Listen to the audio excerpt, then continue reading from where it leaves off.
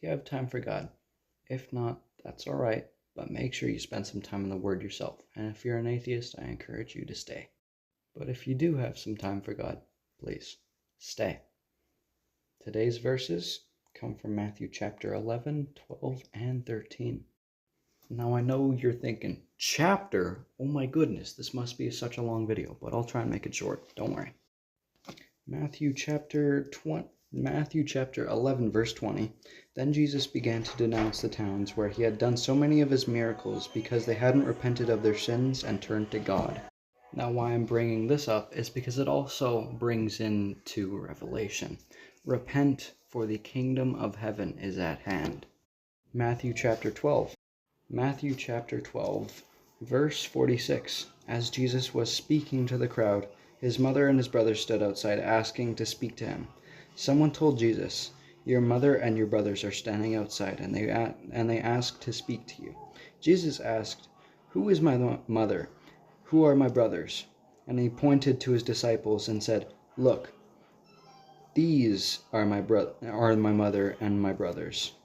Anyone who does the will of my Father in heaven is my brother, sister, and mother."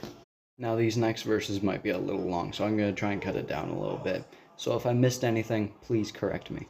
Now, why did I bring up Matthew chapter 11? Here's why. Here's another story Jesus told. The kingdom of heaven is like a farmer who planted a good seed in his field. But that night, as the workers slept, his enemy came and planted weeds among the wheat, and then slipped away.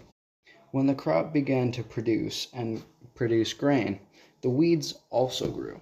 The farmer's workers went up to him and asked, "Sir, the field where you planted the good seed is full of weeds. Where did they come from?" "An enemy has done this," the farmer exclaimed. "Should we pull out the weeds?" they asked. "No," he replied. "You will uproot the wheat if you do. Let both grow together until the harvest. Then I will let the harvesters sort out the weeds and tie them into bundles and throw them into the fire." Now the explanation goes as this. Jesus is that farmer. He is God, okay? And the farmer's workers are the angels, and they are asking this because they are wondering what to do with the non-believers. Jesus is waiting for the harvest to separate the lambs from the goats.